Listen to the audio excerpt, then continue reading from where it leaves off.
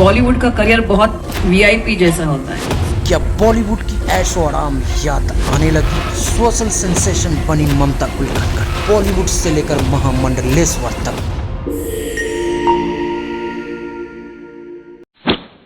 नब्बे की दशक की टॉप एक्ट्रेस ममता कुलकर्णी ने महाकुंभ 2025 के दौरान किन्नर अखाड़े ने महामंडलेश्वर की पदवी दी थी। पद को लेकर कई बाबाओं ने विरोध किया, रामदेव बाबा और बागेश्वर धाम बाबा। ममता को महामंडलेश्वर का पद देने पर खुलकर विरोध जताया था। बढ़ते विवाद को देखते हुए ममता कुलकर्णी का यह पद सिर्फ और सिर्फ 7 दिनों के अंदर ही छीन लिया गया। अब सवाल उठता है कि क्या ममता कुलकर्णी किन्नर अखाड़े की महामंडलेश्वर पद को पाने के लिए 10 करोड़ रुपए दिए? यह एक बड़ा आरोप ममता कुलकर्णी के ऊपर लगाया गया है।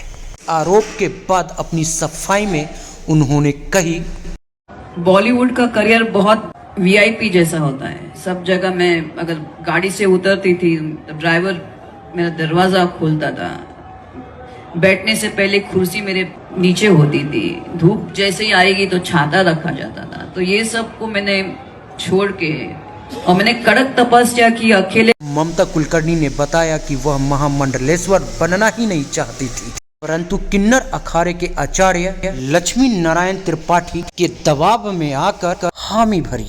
बाबा बागेश्वर धाम ने ममता कुलकर्णी की महामंडलेश्वर बनने के विरोध में कहा था, किसी भी तरह के बाहरी प्रभाव में आकर किसी को भी महामंडलेश्वर का पद कैसे दिया जा सकता है। यह पद भी उसी को देनी चाहिए जिसके अंदर संत या साध्वी का भाव हो।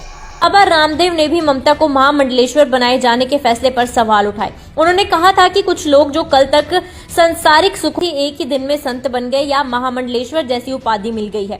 किन्नर अखाड़े के संस्थापक अजय दास ने भी कहा था कि स्त्री को किन्नर अखाड़े का महामंडलेश्वर बनाना सिद्धांतों के खिलाफ है। वहीं ममता कुलकर्णी ने कहा था, मेरे भारत छोड़ने का कारण अध्यात्म था। 1996 में मेरा झुकाव अध्यात्म की ओर हुआ और उसी दौरान मेरी मुलाकात गुरु गगनगिरी महाराज से हुई। उनके आने के बाद अध्यात्म में मेरी रुचि बढ़ी और मेरी तपस्या शुरू हुई। हालांकि मेरा मानना है कि बॉलीवुड ने मुझे शोहरत दी है। मैंने बॉलीवुड को छोड़ दिया और साल 2000 से 2012 तक तपस्या जारी रखी। उन्होंने बताया था, मैंने कई साल दुबई में बिताए जहां मैं 2 बेडरूम वाले फ्लैट में रहती थी और इन 12 सालों में मैंने ब्रह्मचर्य का पालन किया।